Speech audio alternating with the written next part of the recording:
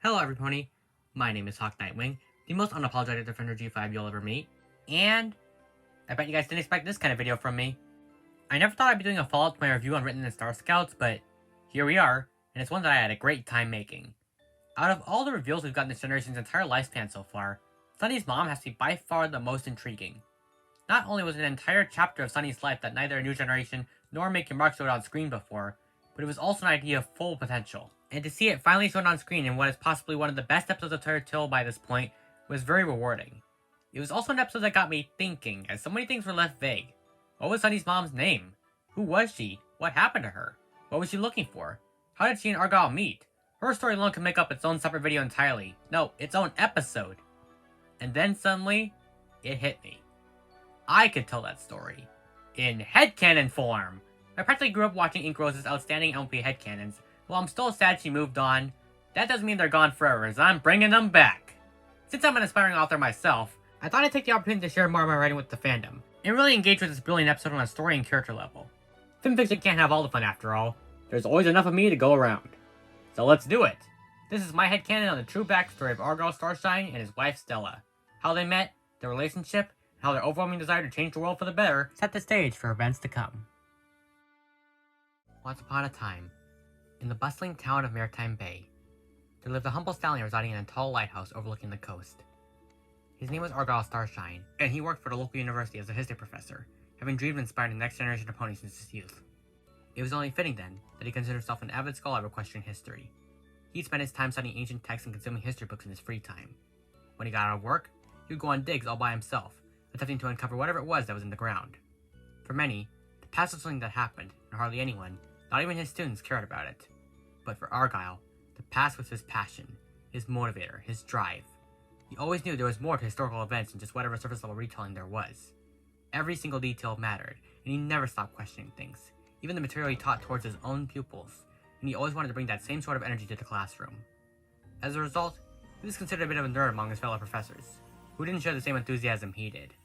In fact, they seemed to share a more disdain for equestrian history than anything else, always gloating about how ponies were so much better apart than together, and that their ancestors did the right thing by separating. Of course, Argyle didn't share this opinion, and he wanted nothing more than get every pony in town to see how wonderful their history truly was, and get them to embrace it. But try as he might, his fellow ponies felt more content to bury the golden age of harmony. He was hated by many ponies for not aligning with what they considered to be common knowledge. His deviations from established narratives would frequently earn him the ire of the CEO of Cantor Logic, Phyllis Cloverleaf, who would frequently try and use her authority to get him fired from the university, to no success. The principal mildly tolerated him, but he would always look to some sort of excuse to reprimand him regardless. Argyle never understood all this vitriol towards him, but he would internalize it, and every night, he would chronicle his day-to-day life in a journal, as well as his research. All he wanted was someone to share the same passion he did, for somebody to understand him and see the world through his eyes. And one fateful day, his prayers were answered. It was, for all intents and purposes, a regular day for Argyle. He was getting out of work early due to a classroom change that the principal was assigning. It was well known by this point that the school always moved to history classes at least once a month, and that was a fact of his job. He was used to their flip-flopping at this point. But as he was heading out to go to his favorite dig site, he suddenly heard some commotion coming from the pavilion at the town square. "It has come to my attention," North Pony's commanding voice sounded over the angry shouts of the crowd, "that the curriculum at Maritime Bay Elementary is unjust and teaches false history to our foals. I refuse to work any further as a teacher until the staff actually do their research. The past is not to be scoffed at." The crowd of ponies hit back at her, shouting profanities and pelting tomatoes in her direction. In his heart, Argyle knew he could not let this abuse continue. As the mob got even more intense, he dashed towards the mare and whisked her out of harm's way. They ran to his private dig site and stopped, hyperventilating from the exhaustion of evading a whole town. Argyle wasted no time in wiping the spotted tomato out of her face, and was taken aback by the pony he had just rescued. She was the most beautiful mare that he had ever seen, with a long, flowing purple mane that had orange and yellow streaks. Her coat was white, and her eyes were a vibrant green. The unnamed mare raised a suspicious eyebrow upon seeing him stare at her, to which he instantly took notice of and snapped out of it. "Whoops, sorry," Argyle apologized, laughing nervously. "I guess I've never really seen..." He cleared his throat, trying to bury his apprehension. How could he be so calm around his students and yet freeze up when face to face with a mare? Nothing in his life made any sense. "Never mind. What's your name?" She stared back at him with that same skeptical look for a solid minute, refusing to say anything at first before finally revealing her name. "Stella. Stella Starscout."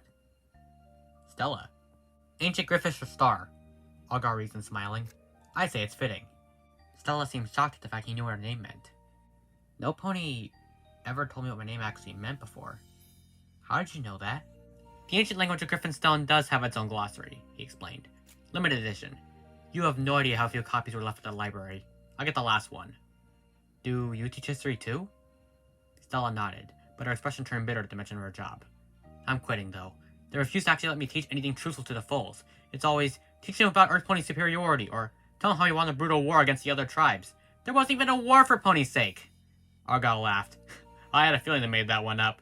It always seemed too outlandish for my liking. That's what I kept on saying. And just like that, it was like something clicked between them. A spark that could not be put out.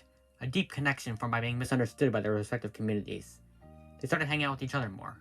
Every day, Argyle would go to Stella's house, and she would show off her extensive collection of historical texts, some of which he didn't even have. She would then go to his and they would study together. As they did so, Argyle's mind was opened up to many events he didn't even know happened.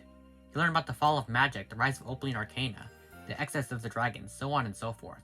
They would go on protests together, go on digs together. They dug up fossils from dragons long ago. Stella even uncovered the priceless remains of Grogar's bell, which she gave to him. All these items would eventually become part of his study. She would tell him of her greatest and most personal desire, for all ponies to be friends, and for Equestria to heal from the trauma of events long past. She mentioned how she thought becoming a history teacher would allow her to share that passion with the next generation of ponies, in a way she never could before, only to be rejected and silenced at every turn by those around her. Argyle understood this feeling. It was one he knew all too well, one he dealt with constantly on a daily basis. He felt understood by her. At long last he had someone who knew how he was feeling, and empathized with his wildest dreams. She didn't think him crazy, never ostracized him for believing in a better world. She was just Stella. Open and honest as she could be, but tender and kind all the same. It wasn't long before the close friendship turned into romance. They officially proposed to one another. Argyle brought Stella to the dig site, and showed off a massive boulder with carvings of the two of them. He had done this for her as his own unique way of expressing his love, and she certainly enjoyed the gesture. Check out this ancient stone carving I found, Argyle exclaimed. It shows two ponies together. It was made by our ancient ancestors. Totally not by me. Stella wasn't convinced, and wasted no time giving him a playful jab. Uh-huh, sure. Then why did the two ponies look specifically like you and me? That's definitely not a coincidence. It was at that point he knew he was busted, but he still tried to come up with some sort of story to no avail. Maybe we became our own great-great-great-grandparents by accident. Because time travel. Stella giggled. Time travel? That's the best you can come up with? It could happen! I know it was you, silly. Oh. Stella blushed. Don't worry. I won't tell anyone what a true artist you are if you're not ready. Oh, thank goodness, Argyle thanked her, blushing back. I was beginning to worry there. They bonded over this, and she accepted his proposal of marriage. Soon, their wedding was held in the lighthouse itself, officiated by Sheriff Steel Trailblazer, the wise leader of the town, and after 9 months, Stella had a foal, a girl who she named Sunny Starscout. They raised Sunny in their ways, playing with her and filling her mind with the fantastical wonders of Equestria's golden era from a very young age. They were all history lessons disguised as bedtime stories. Usually it was Stella who would tuck little Sunny in and tell her these tales, but other times, it would be Argyle that did it. And other times, they would do it together. These stories would become important in shaping Sunny's identity growing up. Her parents ensured that she would be there to carry on this knowledge to the next generation. No matter what happens, Argyle told her after finishing his story about the Guardians of Harmony, we'll do our part, hoof to heart. Stella finished for him, kissing her daughter on the forehead. And that's how the iconic term was coined. They were the absolute perfect family, living away from all the drama their fellow ponies were dealing with, raising their child to have a bright future. But deep down, Stella was restless. She wanted answers. Not just any answers, but the answers. The more she traded information with Argyle every night, the more she wanted to find out the truth about the past. She wanted to find out why magic disappeared, how they can get it back, or whether or not that would lead to unity with the other tribes. She pored over every map Argyle had in his study, memorized every location, and went out for small trips beyond the confines of their town alone. It was said that no pony ever ventured out of Maritime Bay for fear of being killed by unicorns and pegasi. But Stella wasn't afraid. She did this regularly using a telescope she crafted by herself, and a single map back to town. The more she saw, the more curious she became to see more. Until one day, she spotted a peculiar location on one of Argyle's maps became a fixation of hers. It was a city of clouds and floating islands known as Skyros, a kingdom said to be populated by alicorns, and the source of all magic in Equestria. She knew what she had to do. This was the answer. She had to find this mystical kingdom and ask the alicorns for help. Only then would she be able to save Sunny from a life of an outcast. Her daughter was growing up fast, and she would soon be face to face with the real world. Maritime Bay was a cruel place. The last thing she wanted was her son to be mocked and ridiculed for her beliefs. She knew Argyle wanted the same, but didn't have the foresight to think that far ahead. And so, she told him what she was going to do. Skyros has to be the source of all magic, Stella insisted. If I bring the Alicorns back, they can restore magic back to Equestria. The pony tribes could be united again. No ponies ever ventured outside of Maritime Bay, Argyle countered. You're the only one to ever step inches out of our borders, and I fear you're in way over your head about this. What if you get killed? What if we're wrong? Stella narrowed her eyes. You think the centuries of history we uncovered could be wrong? Argyle, this is our chance to save Sunny's future.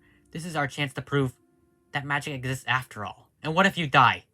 Argyle demanded. What do I tell Sunny? Tell her nothing, Stella replied. Just that I'll be back. Our ancestors have explored Equestria before. They carved out the terrain we lived on today, tamed the frontiers. I doubt it's so dangerous that other ponies would kill me. Besides, I'm not going to their lands, I'm going to Skyros. I'm sure if I could explain everything to the Alicorns, they'll come and help us. And you're sure? He pressed. Absolutely sure? You're sure you don't want me to come with you? We could bring Sunny along and this could be a family trip. Stella shook her head. I need her to stay here. She's too young to face the outside world and I don't want her getting hurt.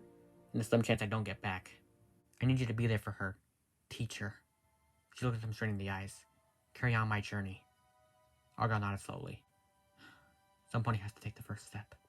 Blinking back tears of his own, he reluctantly accepted his wife's decision. Just promise me you'll return home. It'll be hard being without you. Stella smiled at him. You know I will, silly. Just think of how much better Equestria will be once magic returns. We won't have to hide anymore. I'll leave tomorrow morning, so I can say goodbye to her little sunbeam. And so she did. After giving Sunny her telescope as a final present, Stella Starscout left Maritime Bay in search of Skyros, and never returned. Some say she made it to the Kingdom of Floating Islands, and decided to stay there. Others thought she perished on her journey, but no one actually cared enough to look. Argyle waited a full 3 weeks for his wife to come back, but she never did. She was lost to the world, seemingly having vanished into thin air. Later on, he tried to ask Sheriff Trailblazer to send out a search team, but the aging stallion refused, saying it was too dangerous to leave town. Left with no other choice, Argyle broke the news to his daughter that night, explaining that her mother was dead. Sunny burst into tears at that, and he comforted her as best as he could, but even he knew he would never be the same without the one mare who had truly understood him. He did his best to carry on their bedtime story traditions, tucking in Sunny every night with them.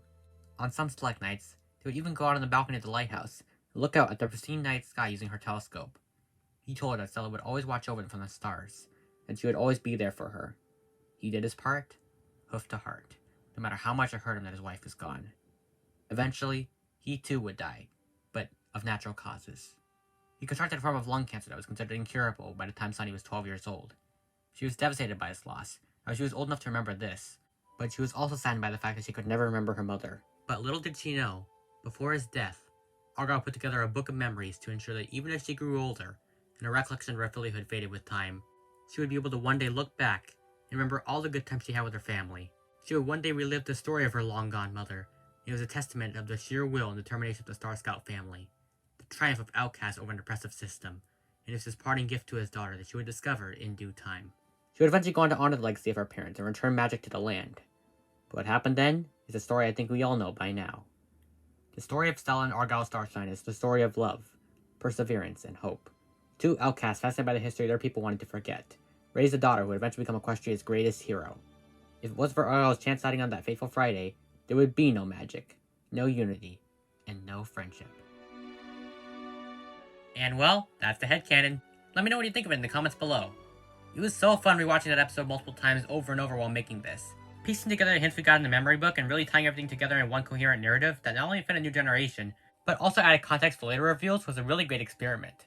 I definitely plan on making more headcanons in the future with the more reveals we get, as I love this generation, and I cannot stop analyzing it.